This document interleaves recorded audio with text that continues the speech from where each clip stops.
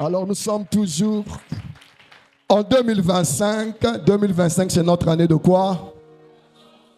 Est-ce qu'on peut le dire véritablement? 2025, c'est mon année de...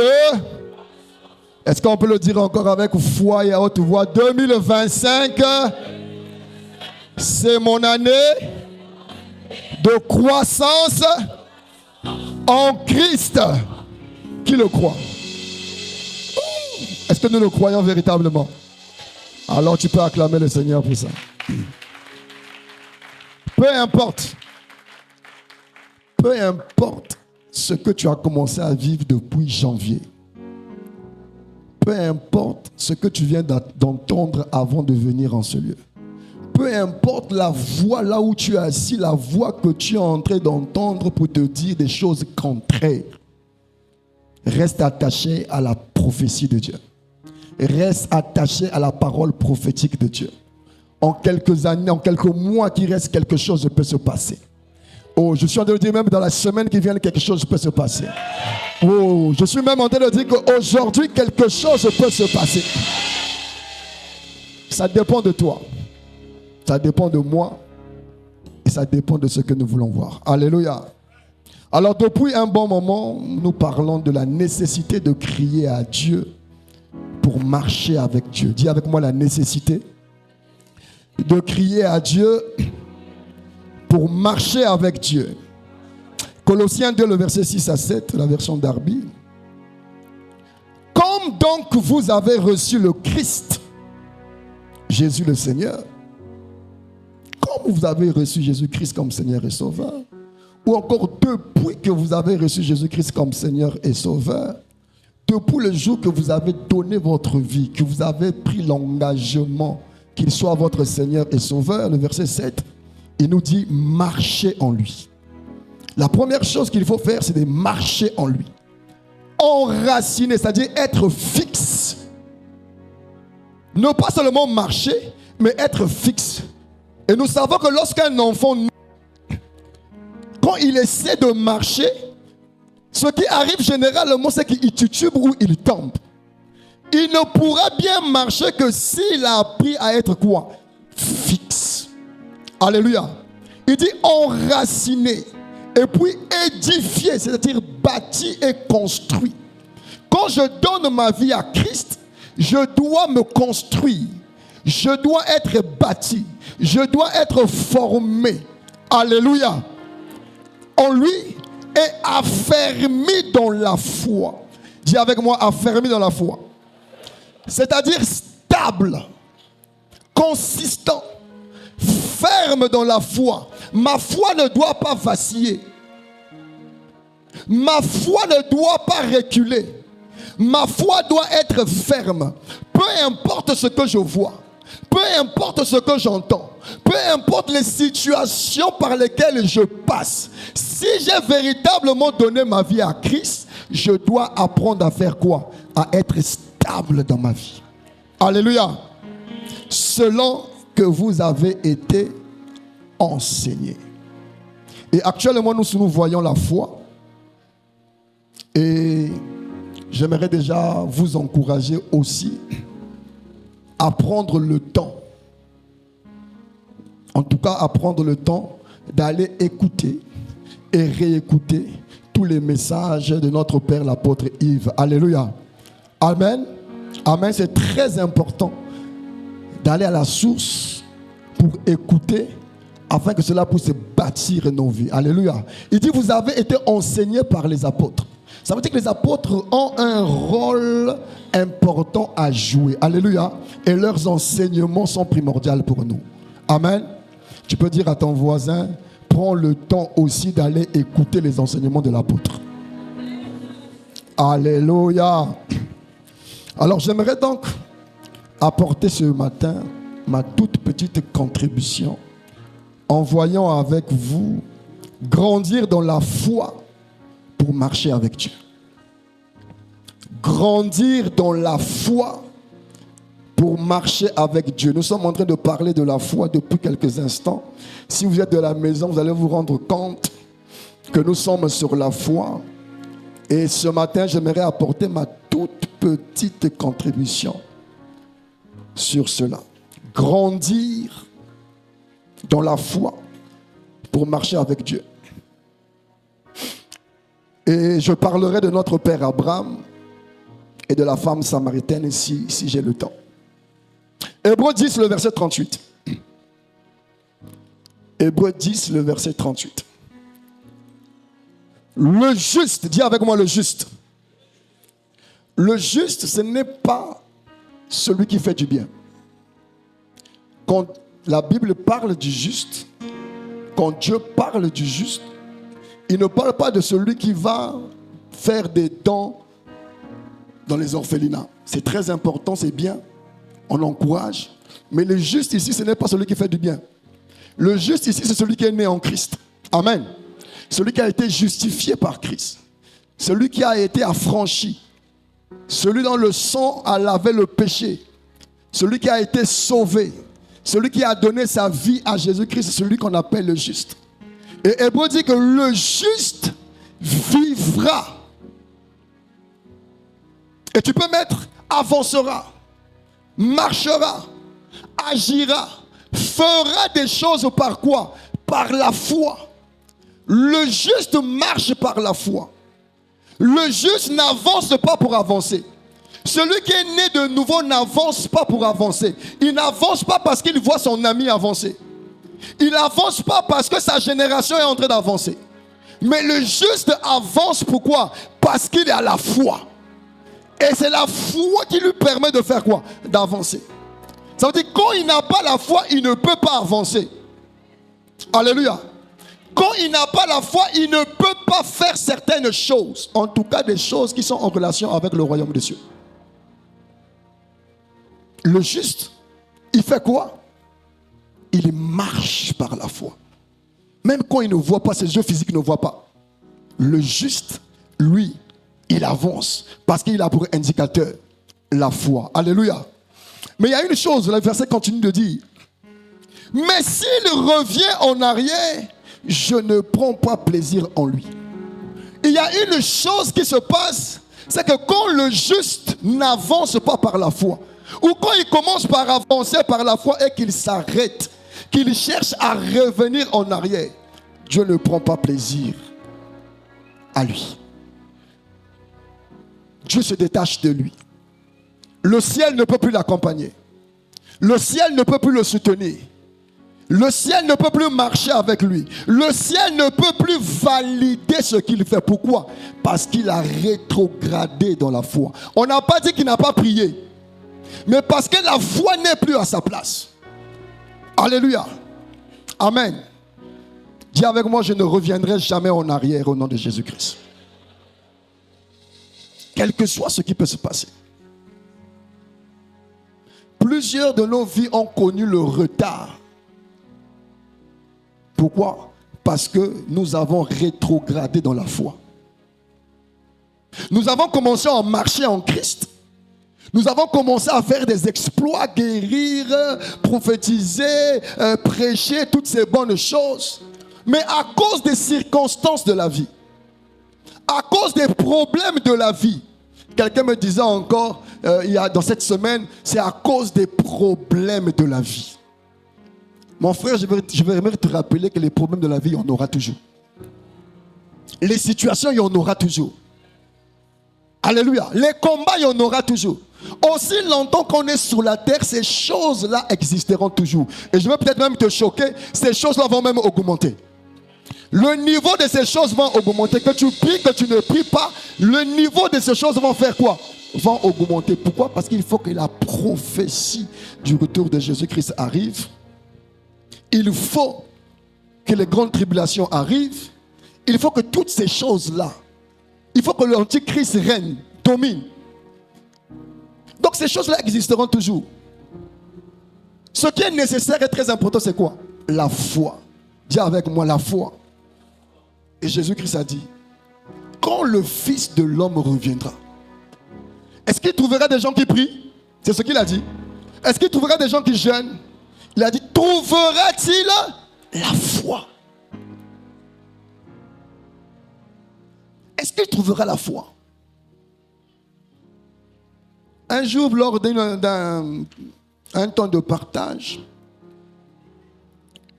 j'ai dit aux gens, on parlait des livres, et j'ai dit aux gens, il est temps d'acheter les livres et de stocker les livres maintenant. Parce qu'il y aura un temps où Dieu n'écoutera même plus les prières. Il y aura un temps où Dieu n'exaucera plus les prières. Il y aura un temps où on va chercher Dieu, on ne va plus le voir.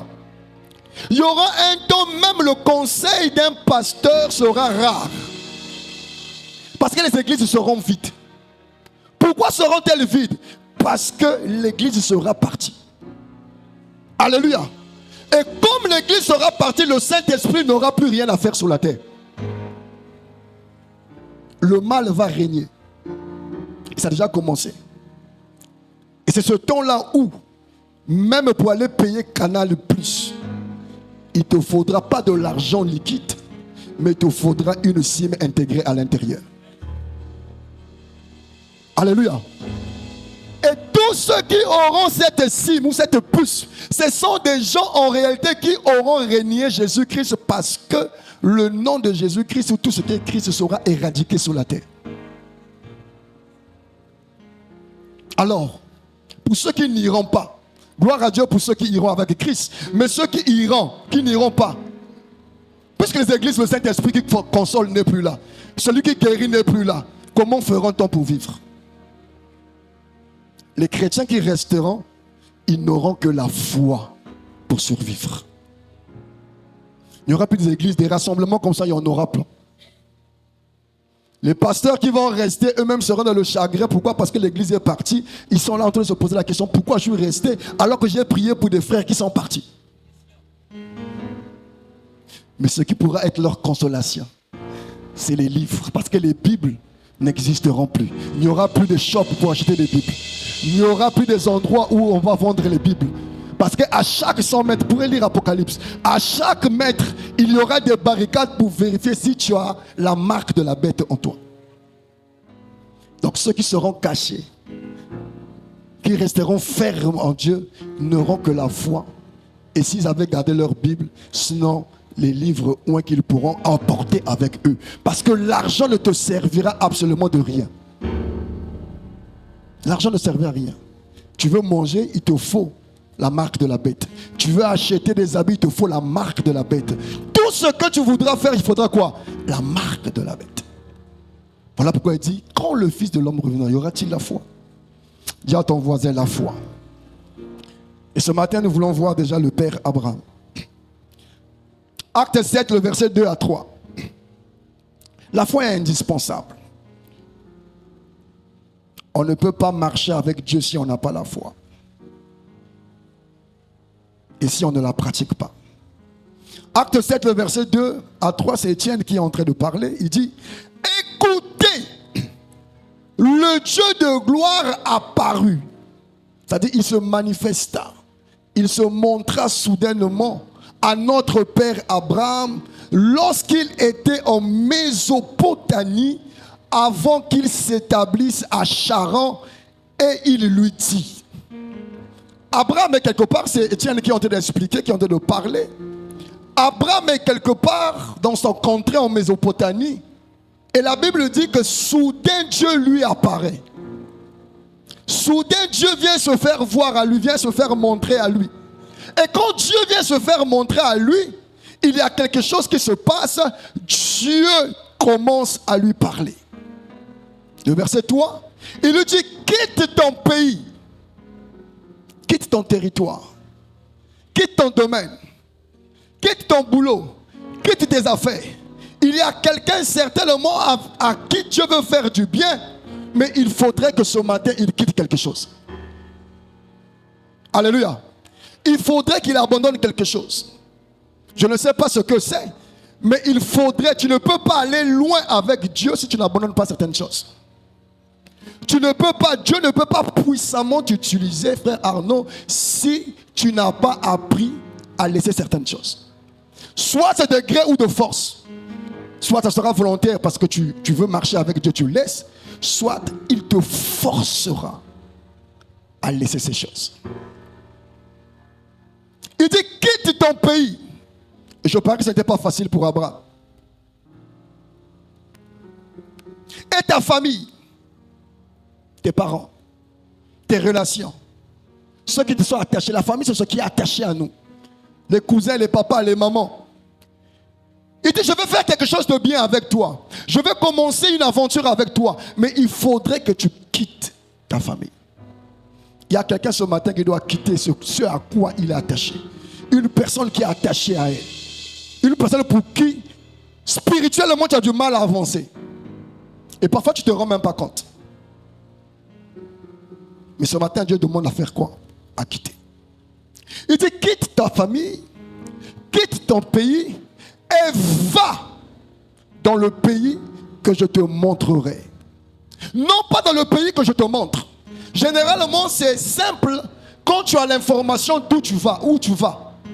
Mais c'est difficile de t'engager dans une affaire dont tu ne connais ni les aboutissants, ni le début, ni la fin. Je ne sais pas si ça vous est déjà arrivé. Yes. Il y a des gens, avant de s'engager dans une affaire, ils prennent le temps. Je crois que c'est la sagesse. Ils prennent le temps de comprendre, de chercher à voir, de voir les contours. Est-ce qu'il y a des risques? Est-ce qu'il n'y a pas de risques? Et ils s'engagent. Mais ce n'était pas le cas pour Abraham. Dieu lui dit, quitte d'abord. Et puis je te montrerai plus tard là où tu dois aller. Dis avec moi, Dieu. Il y a quelqu'un qui se pose la question de savoir, est-ce que Dieu peut demander de telles choses? Oui. Dieu peut demander de telles choses.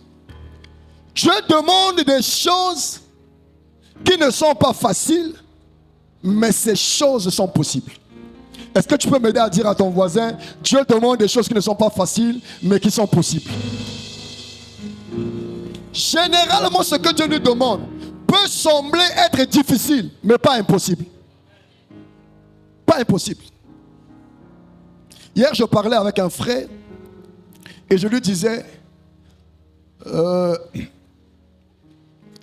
qu'il n'y a rien de Dieu qui doit te donner.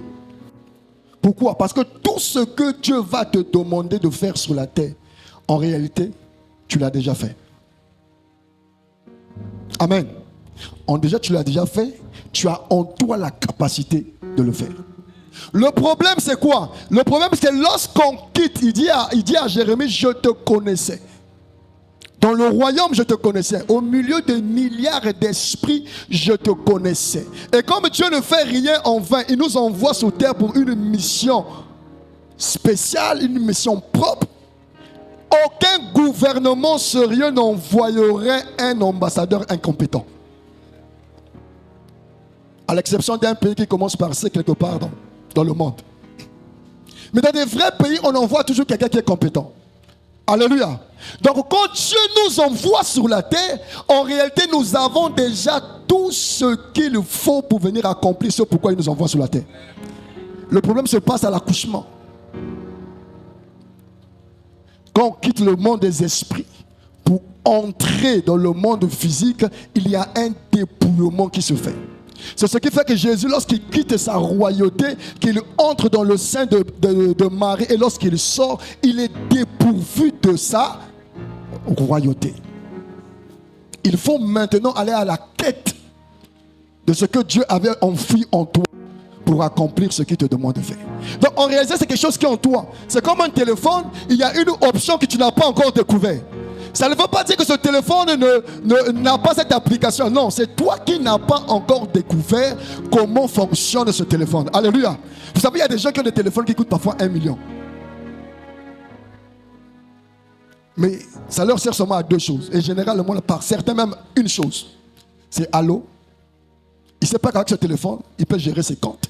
Il peut gérer ses finances. Il y a WhatsApp. C'est maintenant, ma mère a 66 ans, c'est maintenant qu'elle a découvert les TikTok, qu'elle a découvert les WhatsApp. Elle est maintenant accro. Alors que ça fait longtemps qu'elle utilise les smart. Est-ce que je suis en train de parler à quelqu'un? Alléluia. Yes. Il dit non, pas maintenant. Je te montrerai des choses plus tard. Genèse 12, le verset 1 à 2. Verset 4. L'Éternel dit à Abraham, va-t'en de ton pays, de ta tribu, donc de la terre de tes ancêtres. Et ce que Dieu demandait à Abraham, ce n'était pas facile. Et de la maison de ton père, dans le pays, ou encore de la territoire, que je te montrerai, le verset 2. Et là, il commence à lui donner des promesses. Il commence à lui dire ce qu'il fera avec lui. Je ferai de toi une grande nation. Et je te bénirai, je rendrai ton nom grand. Et tu seras une source de bénédiction. Et ce que j'aime avec Abraham, sans contredire Dieu. Aujourd'hui encore, nous avons les apôtres, nous avons les WhatsApp, nous avons les réseaux sociaux, nous avons toutes ces choses. Nous avons l'information sur Dieu. Nous avons déjà entendu au moins une fois sur Jésus-Christ. Mais Abraham n'avait jamais entendu parler de ce Dieu qui vient lui parler. Jamais. Tout ce qu'il avait, c'est la voix qui lui parlait. Et cette voix lui dit de quitter sa famille, de quitter son territoire, de quitter ses ancêtres. Et de faire quoi? D'aller dans un endroit où Dieu lui montrerait, parce qu'il fera de lui une source de bénédiction. La Bible dit au verset 4, Abraham partit, comme l'Éternel lui avait dit, et l'autre partit avec lui. Abraham était âgé de 75 ans lorsqu'il sortit de Charan. À 75 ans, Dieu a décidé de faire quelque chose avec Abraham, mais il fallait qu'il fasse quoi? Qu'il parte. Je veux dire à quelqu'un qu'il n'est pas encore trop tard pour que Dieu fasse quelque chose dans ta vie. Quel que soit l'âge que tu as, qu'est-ce que soit ce que tu as déjà expérimenté, Dieu peut toujours faire de grandes choses. Un de nos pasteurs me disait, penses-tu que Daniel, les hommes ont déjà abordé tous les thèmes qui existent au monde? Est-ce que vous croyez que tous les thèmes, tous ceux qui écrivent des livres là, vous croyez que tous les thèmes ont déjà été abordés? Les prédications, toutes les prédications ont déjà été données? Non. Dieu a encore un stock au plus nombreux qui n'est pas encore utilisé. Il y a des thèmes qui ne sont pas encore sortis. Il y a des prédications qui ne sont pas encore sorties. Il y a des réalisations qui n'ont pas encore vu le jour. Il y a comment je veux dire ça? Des vaccins qui n'ont pas encore vu le jour. Mais Dieu attend pour les manifester. Alléluia. Alors, qu'est-ce qui avait poussé Abraham, ou qui avait permis à Abraham à partir? Ce qui était un élément déclencheur pour qu'il parte, c'est la foi. Dis avec moi la foi. La foi en la voix de Dieu. C'est tout ce qu'il avait. La foi en la voix de Dieu. Mon frère, il faut que tu entendes la voix de Dieu. Il est capital pour toi sur cette terre où le malin règne que tu entendes la voix de Dieu. Il peut y avoir des prophéties sur toi. Il peut y avoir des songes. Mais si tu n'es pas capable d'entendre la voix de Dieu, ta vie va continuer à stagner et tu ne pourras pas atteindre ce que Dieu a préparé pour toi. Dieu a voulu faire des grandes choses avec Samuel. Mais aussi longtemps que Samuel ne pouvait pas identifier la voix de Dieu, rien ne pouvait se passer. Alléluia. Venir à l'église, c'est bien. Mais écouter la voix de Dieu, c'est mieux. Chercher à entendre la voix de Dieu, c'est mieux. Chercher à écouter, à discerner à cet instant-ci, c'est Dieu qui est en train de parler. C'est mieux. Et Dieu parle de plusieurs manières. Dieu te parle ce matin, mais Dieu est capable de te parler au travers de la télévision. Dieu est capable de te parler au travers de la radio. Dieu est capable de te parler au travers de la nature. Dieu est capable de te parler au travers d'un fou. Dieu est capable de te parler au travers de n'importe quoi. Mais est-ce que tu es capable d'identifier sa voix? Dis avec moi, il est important d'entendre Dieu. Et Abraham avait la foi en la foi de Dieu. Alors j'aimerais déjà dire quelque chose sur la foi. La foi de Dieu n'écoute personne d'autre que Dieu lui-même. La foi de Dieu n'écoute personne d'autre que Dieu lui-même. Tu ne peux pas avoir la foi de Dieu et écouter d'autres voix. Ce n'est pas possible. Et puis les choses vont marcher. Ce n'est pas possible. La foi de Dieu n'écoutera que Dieu. Romains 10, le verset 17. Romains 10, le verset 17 dit quoi? Ainsi la foi vient de ce qu'on entend. Et ce qu'on entend vient de quoi? De la parole de Christ. La foi vient de ce qu'on entend. Or, on n'entend pas n'importe quoi. La foi qui va déplacer les activités ou les montagnes, ou qui va me propulser vers l'avant, ce n'est pas la foi que je reçois en entendant n'importe quoi. Mais c'est la foi qui va te déclencher en entendant quoi? La parole de Dieu. Plusieurs ont reçu des bénédictions de la part de Dieu. Invisibles du moins, des prophéties, toutes ces choses. Mais qui se sont arrêtés pourquoi? Parce qu'elle a écouté les insidies. Elle a écouté la voix de la nature. Elle a écouté les voix des situations. Elle a écouté les voix des problèmes. Elle a écouté les voix. Comme on dit, quelqu'un, chauffeur me disait, le pays est difficile, c'est compliqué. Oh, c'est difficile, je n'arrive pas à voir la recette. Et je lui ai posé la question, tu es sûr qu'il n'y a pas des chauffeurs de taxi qui ont leur recette? Qui ne sont pas... Tu es sûr qu'il n'y a pas des gens qui avancent, qui construisent, qui ne sont pas dans la magie, qui ne sont pas dans l'occultisme? Il y en a. Mais pourquoi il disait? Parce que le pays ou encore la nature était en train de lui envoyer un message pour lui faire croire que les temps sont difficiles. Alléluia. Si tu as la foi de Dieu, c'est que tu dois être capable d'entendre Dieu. Alléluia. Dieu lui-même, et Romains nous le dit, que la foi vient de ce qu'on entend, et ce qu'on entend vient de la parole de Christ. La foi est sourde à d'autres voix contraires. Quand j'ai la foi de Dieu, même si mon voisin chéri me parle, la foi de Dieu va bloquer mes oreilles pour que je n'entende pas. Pour que je ne cède pas. Les choses de Dieu ne marchent pas par les choses du monde. Il a dit à Zorobabel, ce n'est ni par ta force, ce n'est ni par ta puissance, mais c'est par quoi? C'est par mon esprit. Ce n'était pas un travail humain. Parce que si tu veux construire, il te faut de prendre les maçons, tu prends des truelles, tu bâtis. Mais tout ce qui concerne Dieu ne se fait que par la capacité de Dieu. Si ce songe-là t'a été donné par Dieu, sache qu'il te faut la foi de Dieu pour croire que ça va se réaliser. Si cette prophétie vient réellement de Dieu, qu'il a été dit que c'est toi qui relèveras ta famille, il faut que ta foi reste concentrée à la voix de Dieu et non à une autre voix. Oh, est-ce que je chante de le parler à quelqu'un? Et Jésus-Christ dit quoi? Jésus-Christ va dire, mes brebis entendent ma voix, je le connais et elles font quoi? Elles me suivent. Et je me suis toujours posé la question de savoir,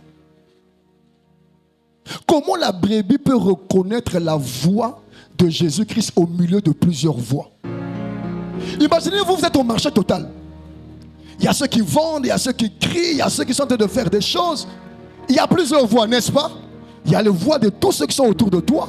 Il y a la voix de ta chair. Il y a la voix de tes pensées. Il y a plusieurs voix.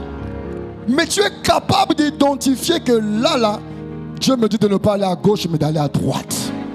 Comment tu fais pour reconnaître la voix de Dieu au milieu de plusieurs voix? C'est parce que les brebis ont la capacité de passer du temps dans la présence de Dieu et de faire quoi? De s'imprégner de la voix du Seigneur. C'est ce qui fait que même si je suis derrière ce mur, si tu me connais et tu connais assez ma voix, quand je t'appellerai, tu ne diras pas c'est papa, tu ne diras pas c'est yaya, tu diras c'est maman. Comment sais-tu que c'est maman qui t'appelle? Parce que je connais sa voix. Alléluia. La foi a des oreilles.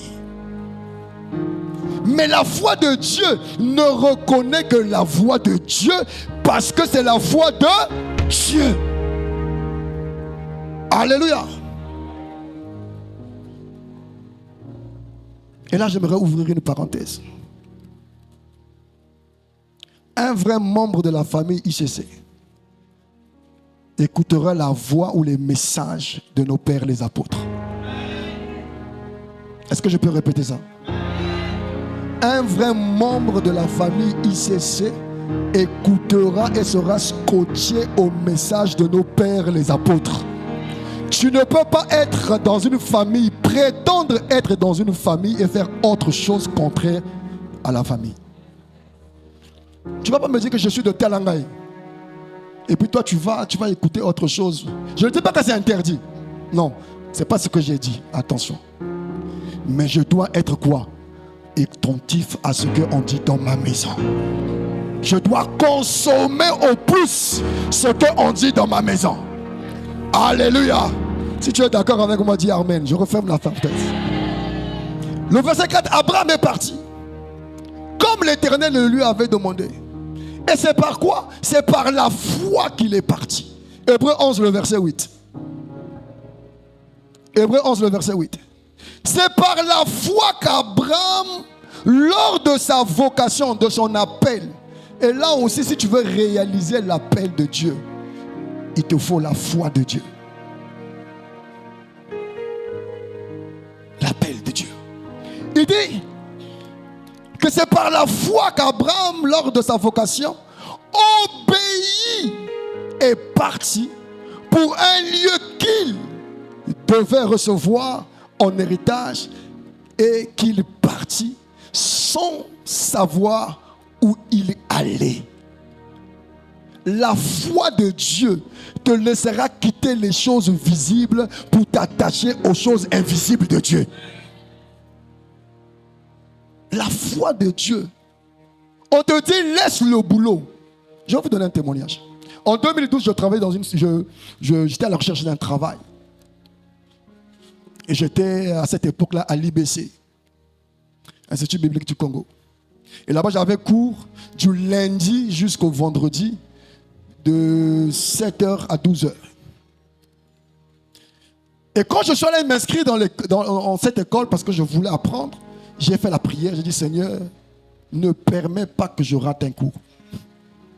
Parce que là-bas, les cours, c'est des livres, mais ce qui est plus important, c'est les explications. J'ai le livre, mais si je rate les explications, c'est compliqué. Alors je dis Seigneur, ne permets pas que pendant ce parcours-là, que je sois distrait, que je sois absent des cours. Et je veux dire aussi à quelqu'un que les prières que nous faisons à Dieu, nous devons y croire. Même dans les moments les plus simples, sache que Dieu est attentif à tout ce que ses enfants lui disent. Pour toi, ça peut paraître anodin. Pour toi, ça peut paraître simple. Mais le ciel a fait quoi? Le ciel a acté. Et un jour, je tombe sur un boulot. J'étais dans le besoin. On me dit, monsieur, vous devez travailler de 6h à 18h. De 6h à 16h. Et je dis au monsieur, je ne peux pas. Parce que j'ai cours, je vais à les cours. Quel cours? Je dis, les cours bibliques. Il dit, cours bibliques? À cause des cours bibliques, tu ne veux pas travailler? Il dit, non, non, non. Moi, c'est clair, c'est carré. Je ne peux pas travailler. Si vous voulez, je travaille après mes cours bibliques. Mais comme je croyais au Dieu à qui j'avais adressé cette prière, je lui ai soumis ce que je lui ai soumis et je suis parti. Vous savez ce qu'il a fait? Le monsieur m'a rappelé pour me dire, d'accord, tu finis à quelle heure? Je finissais à 12h, 12h30. J'ai dit, je finis à 13h. Il dit, ok, tu travailleras de 13h à 16h. J'étais censé avoir, je crois, si je travaillais de 6h, de 8h à 16h, j'étais censé avoir, je crois, 150 000 ou bien 200 000. On a dit, écoute, on va te payer la moitié. Je dis, il n'y a pas de problème. Mais le comble, c'est que quand j'ai commencé à travailler, le monsieur ne me payait pas la moitié. Il me payait au-delà de la moitié. Et j'étais avec un ami avec qui on travaillait. Lui, il allait de 8h à 16h. Il avait le même montant que moi, me donnait de 13h à 16h. Pourquoi? Parce que je ne pouvais pas troquer ce qui est à Dieu avec les choses du monde.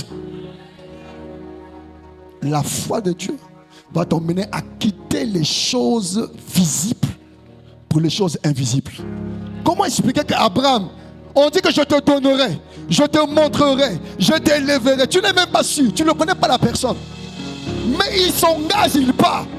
C'est pourquoi, parce que la foi qui était en lui avait la capacité de donner la force de quitter les choses visibles du monde pour aller vers les choses invisibles. Je prie que cela soit ton partage au nom de Jésus-Christ.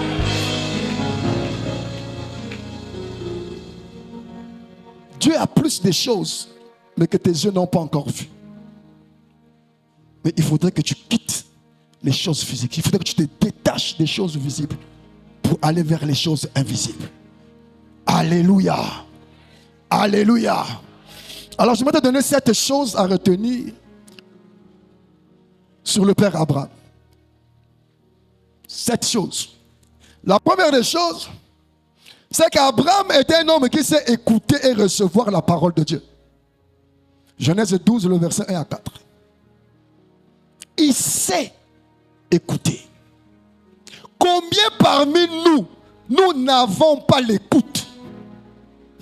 On est toujours busy. On est toujours pressé. On est toujours occupé. Et même quand on prie, si je pose la question de savoir combien de gens mettent du temps dans la présence de Dieu, je ne parle pas du programme de l'église. Individuellement, tu prends le temps. Même le matin, quand tu te réveilles, Seigneur, je te rends grâce. Merci pour la journée. Amen, amen, tu es parti. Mais est-ce que tu as prié? Parce que prier, ce n'est pas parler sans retour.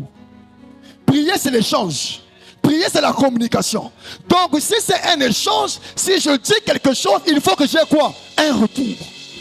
Sinon, je n'ai pas prié, j'ai fait quoi? J'ai monologué. Et combien parmi nous monologuons?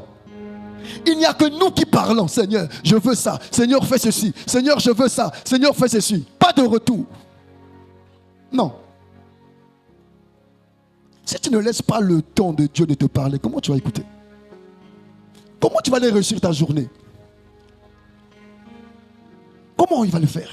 Comment il va t'annoncer que le boulot là où tu es entré, le boulot que tu chéris là, la nuit quelqu'un est passé et a mis des choses sur ton fauteuil? Quand on était à l'école primaire, à la Glacière, nous sommes dans les années 80 et quelques, quand on ne voulait pas faire cours, on arrivait avant le professeur, le maître. On prenait ce qu'on appelait les manchechas. Qui connaît les manchechas? On frottait les manchechas sur le fauteuil du professeur. Au point où quand le chef, le maître arrive, dès qu'il s'assoit, les manchechas l'attaquent. Et comme plus il se gratte, plus ça l'affecte. Et nous avons quoi? Ton pause. Ce jour-là, il n'y a pas cours. Et on sort, on est content.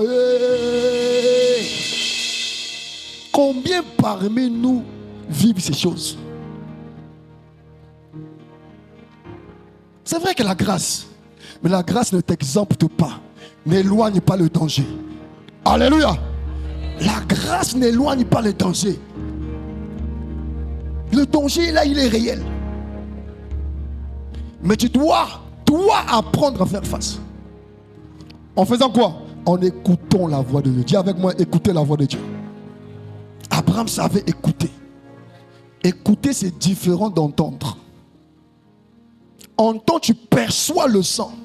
Mais écouter, tu perçois le son et tu commences à faire quoi? À réfléchir sur le son que tu as reçu. Tu commences à raisonner sur ce que tu as entendu. Il me dit, quitte ma famille. Il dit, quitte. Comment ça je vais quitter? Ok. Sarah, il faut qu'on parte. Prends tout ce qu'il faut prendre et on avance. Il savait écouter et recevoir les paroles de Dieu. Et je prie que ce soit ton cas au nom de Jésus-Christ. Abraham était un homme qui savait valoriser la parole de Dieu. Écouter, c'est bien. Recevoir, c'est bien. Mais valoriser, c'est autre chose. Valoriser, c'est quand tu donnes de la valeur. Quand Dieu te parle, qu'est-ce que tu en fais? Et j'aime Samuel, la Bible dit, il ne laissa tomber aucune parole. Les chrétiens d'aujourd'hui, nous choisissons ce qui est bien et ce qui n'est pas bien. Quand on médite la parole de Dieu, on fait le fican. Et quand on tombe sur un verset qui ne nous arrange pas, on change. On dit que ce n'est pas Dieu qui parle. Non. Mais lui, il savait valoriser la parole de Dieu. Plus tu valorises la parole de Dieu, plus Dieu s'intéresse à toi. Plus tu valorises la personne, plus tu reçois de la personne. Même dans la vie, c'est comme ça. Plus tu me valorises, plus je te valorise. Plus tu es proche de moi, plus je suis proche de toi. Plus tu viens me rendre visite, plus je te rends visite. Naturellement, c'est comme ça. Alléluia. Il dit, j'honore ceux qui m'honorent. Donc, il y a parmi nous des gens, en fait, de Dieu, tu pries. Mais Dieu sait que tout ce qu'il te donne, tu ne valorises pas. Lesquels ont déjà reçu des songes ici? Des visions, des prophéties. Lesquels prennent le temps d'écrire?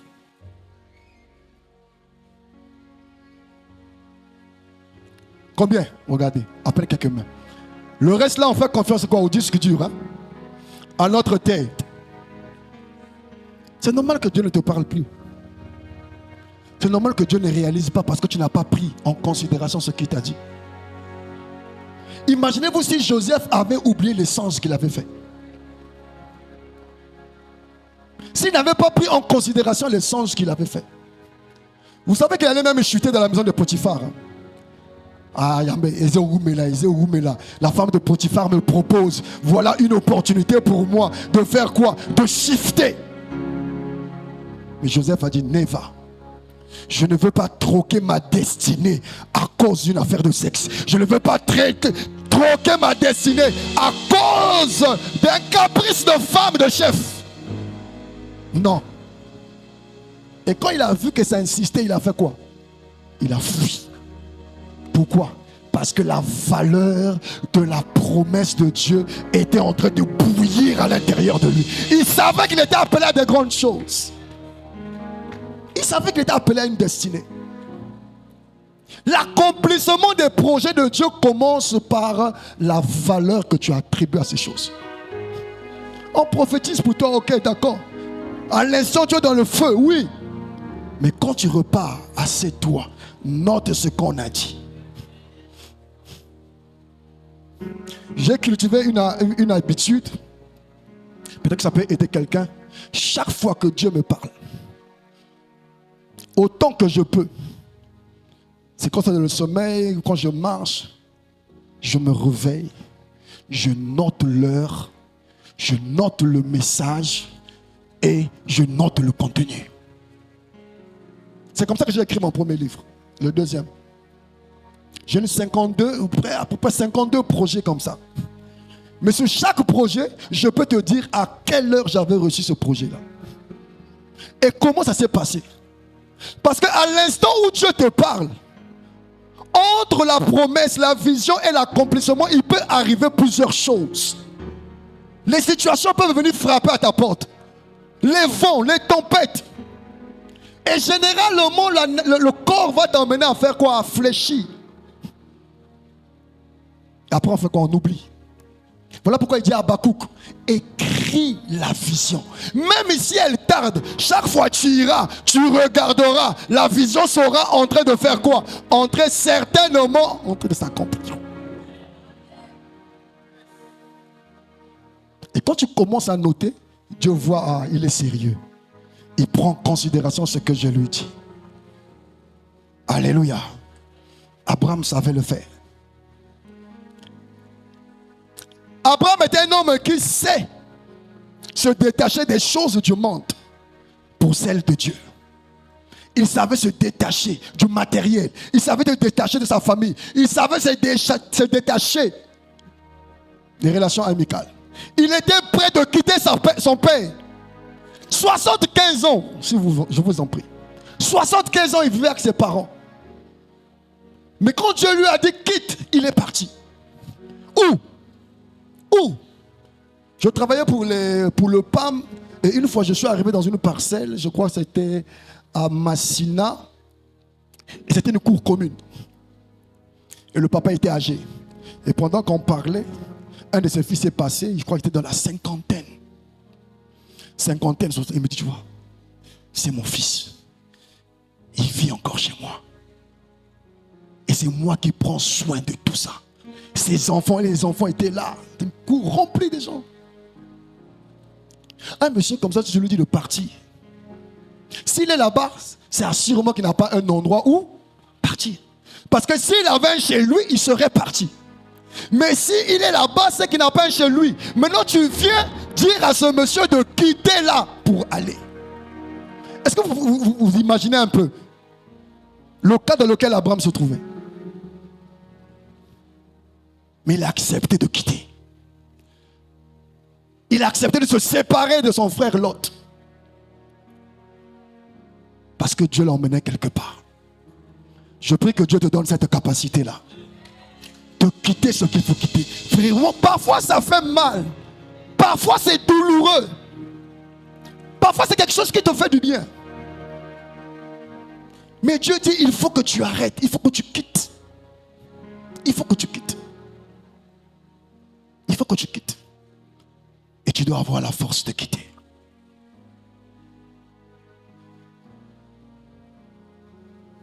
Abraham, la quatrième des choses, Abraham n'est pas un diseur, mais un démonstrateur de la vraie grande foi vivante en Dieu.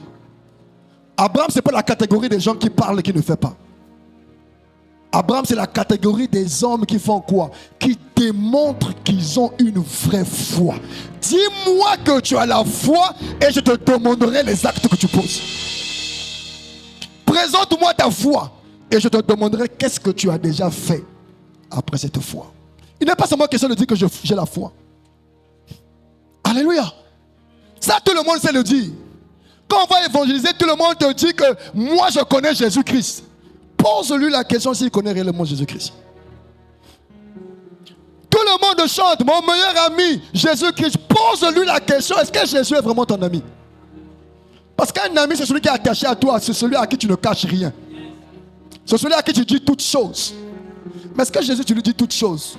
Ou tu lui dis seulement quand tu as un besoin, quand il s'agit de prier? Mais quand tu es dans le faux, est-ce que tu viens lui dire que je suis dans le faux? À ton ami, tu diras, mon frère, tu sais, c'est chaud. Quoi?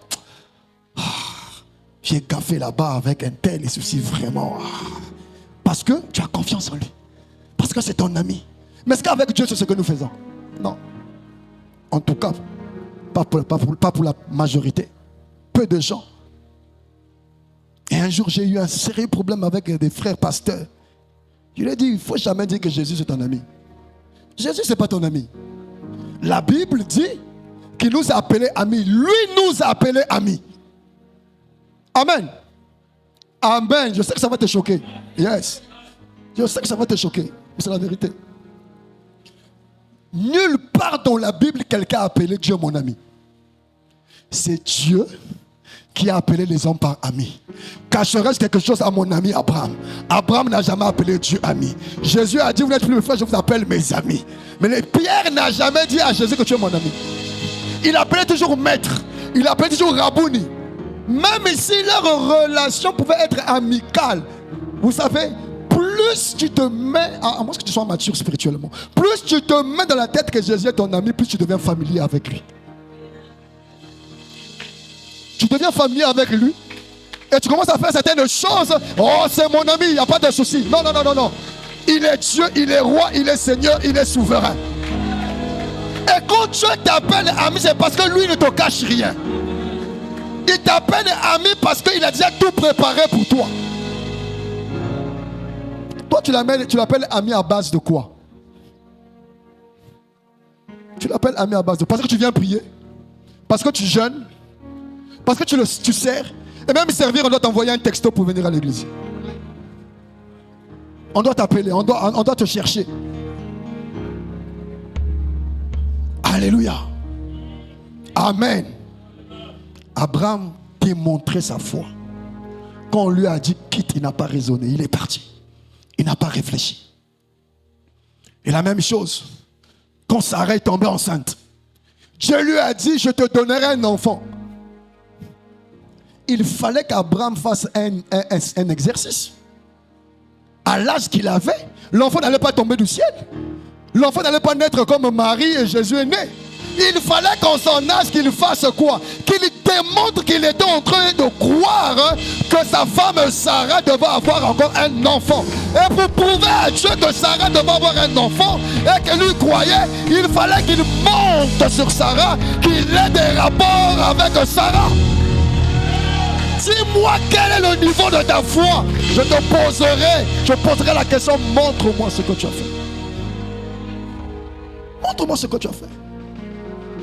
Il a dit tu auras un enfant. Il a dit pour avoir un enfant il faut qu'il y ait coït. Alors à mon âge, au début il a douté, après il a dit ok d'accord. Il est allé, il a fait ce qu'il faut faire. Et quand Dieu a vu qu'il est passé à l'acte, l'enfant a fait quoi? L'enfant est venu. Alléluia. La foi ce n'est pas parler, la foi c'est démontrer. La foi ce n'est pas parler, c'est passer à l'acte. La foi ce n'est pas attendre, c'est à l'instant, le now, comme on dit en anglais. C'est maintenant qu'il faut agir. Tu n'as pas besoin d'attendre encore un autre songe de confirmation. Quand il a dit là, c'est maintenant. Il faut partir. Alléluia. Abraham était aventurier, zélé et rempli de foi pour aller conquérir de nouveaux territoires. La foi. Quand il lui dit quitte ton pays, je te donnerai un endroit. Il ne connaissait pas, mais il croyait qu'il pouvait avoir un territoire à lui. Pourquoi? Parce que la foi qui lui avait parlé était plus forte. Quand Dieu te parle ou te parlera, tu sauras que c'est Dieu qui te parle. Amen. Quand Dieu agit, il te montrera la différence entre un homme qui agit et quand lui il agit. Sinon il n'est plus Dieu. Si Dieu peut faire ce qu'un homme peut faire, c'est qu'il n'est plus Dieu. Il doit faire ce que les hommes, au-delà de ce que les hommes peuvent faire. Et quand il te parle, quand Dieu te parle, ton être tout entier sait qu'il y a un être supérieur qui m'a parlé. Parce que le corps sait détecter les êtres supérieurs. En tout cas ceux qui sont spirituels. Quand tu passes quelque part, quand il y a un être spirituel, tu es capable de sentir. Parfois tu as la chair de poule, parfois tu es effrayé. Pourquoi? Parce qu'il y a un être supérieur à toi qui est là, qui a de l'influence sur toi.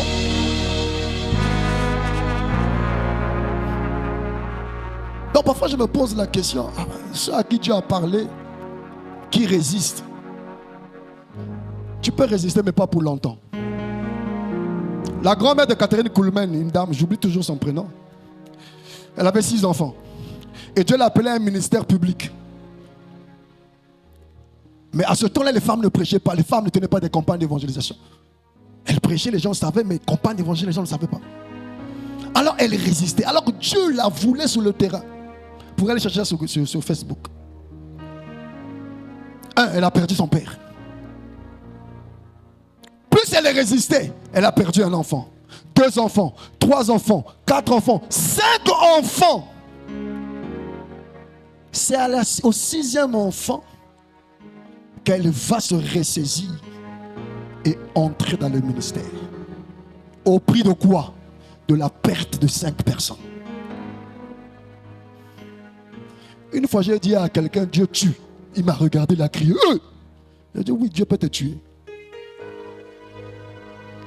N'a-t-il pas fait ça pour Uza?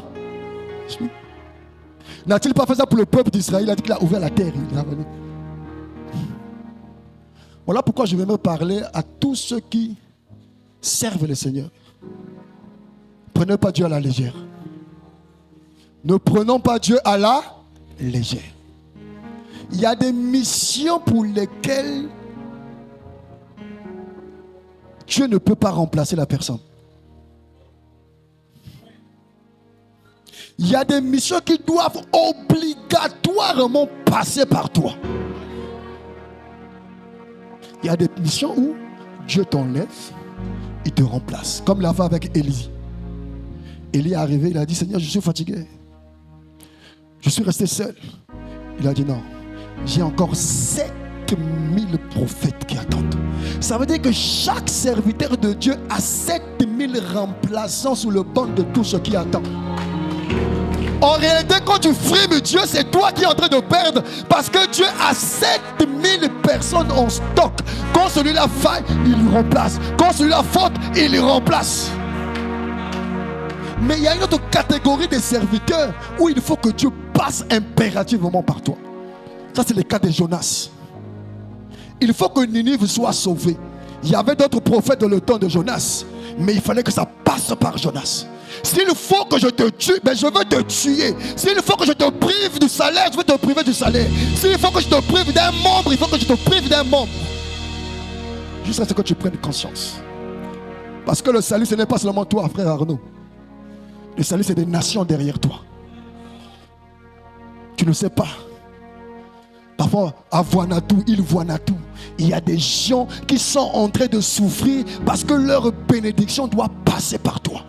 Et toi, tu es encore au Congo. Et tu es encore en train de dire, je dois vivre. Tu es encore là en train de frimer Dieu. Tu es encore là en train de fuir. Alors que Dieu est en train de te préparer pour aller secourir cette dame-là qui est dans cette île-là, qui souffre pendant des années et qui attend. Alléluia. Qui attend? Les conquêtes.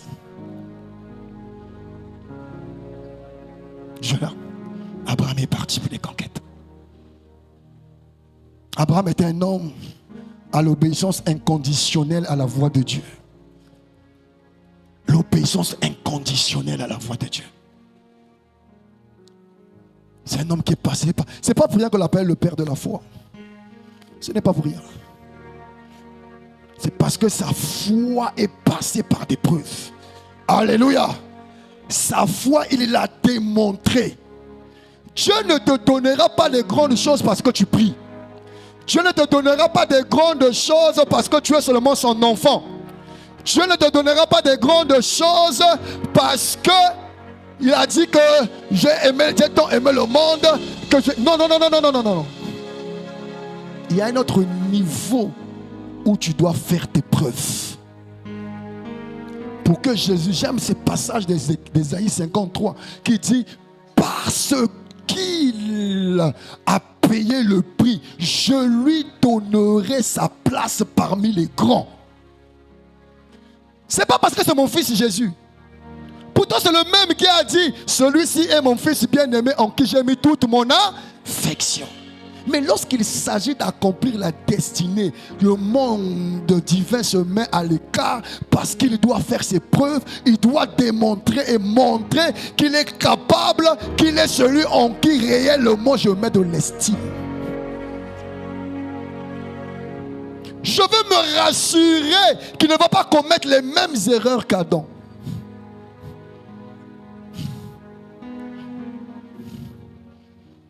Est-ce que quelqu'un doit comprendre quelque chose ce matin?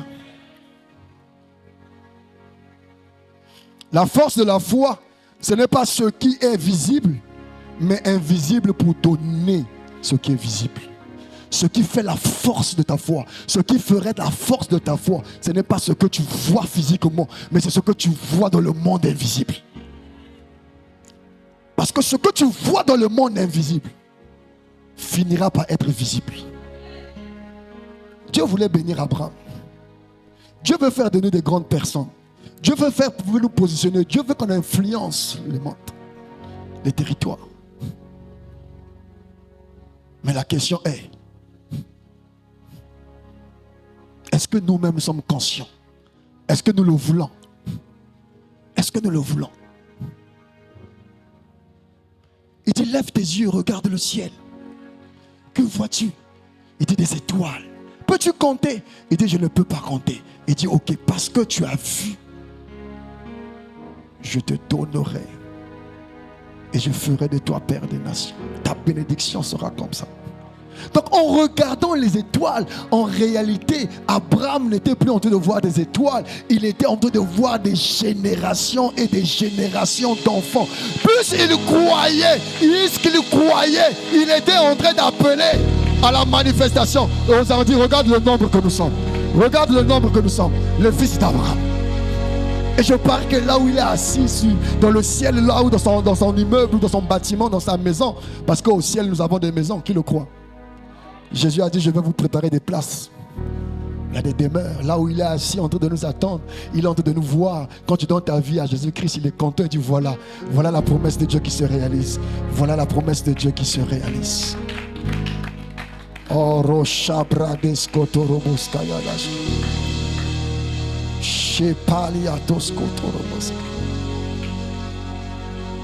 La foi de Dieu, c'est un élément à ne pas négliger. Un élément à ne pas négliger. Un élément sur lequel nous devons travailler dessus. Parce qu'elle est la clé des choses surnaturelles. Elle est la clé des choses que Dieu veut réaliser. Elle est la clé de ce que Dieu veut faire avec toi, avec nous. On peut parler, on peut crier, on peut déclarer. Mais s'il n'y a pas conformité entre ce que tu dis et ta foi, rien ne se passera. Rien n'arrivera. Ayant entendu parler de Jésus, elle vint derrière, toucher son vêtement. Dès qu'elle l'a touché, la Bible dit que cette souffrance de 12 ans, à l'instant, a fait quoi? C'est arrêté. Pourquoi? Parce que ça ne s'est pas seulement arrêté à l'entendre.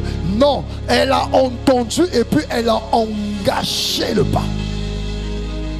Elle a touché. Elle a touché. Et le ciel attend. Chaque fois qu'une parole est libérée, le ciel attend, les anges attendent pour voir quelle est la réaction sur la terre. Est-ce qu'ils vont s'engager? Est-ce qu'ils vont faire? Et quand il y a avortement, ils sont tristes. Et quand ils voient décourager, s'engager, ils sont dans la joie. Ils sont contents. Dis avec moi la foi. Ah, chaprotosko yavakata.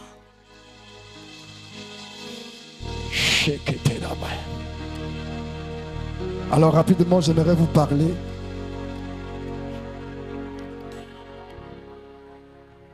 de la femme cananéenne. Rapidement. Et puis nous allons prier. Matthieu 15, verset 21 à 28.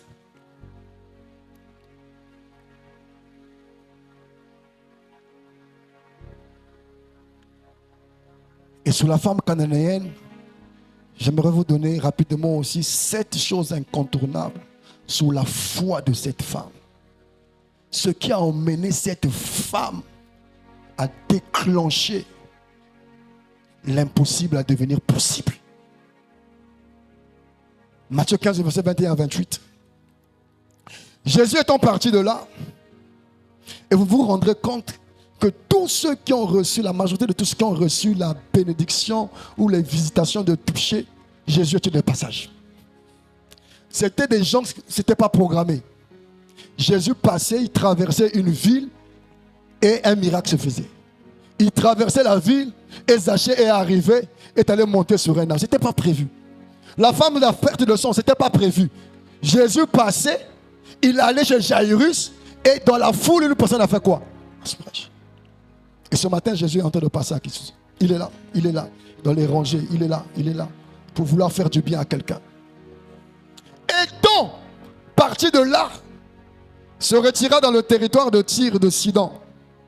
Et voici une femme cananéenne qui venait de ces contrées, lui cria: aie pitié de moi, Seigneur, fils de David. Une femme venue du néant.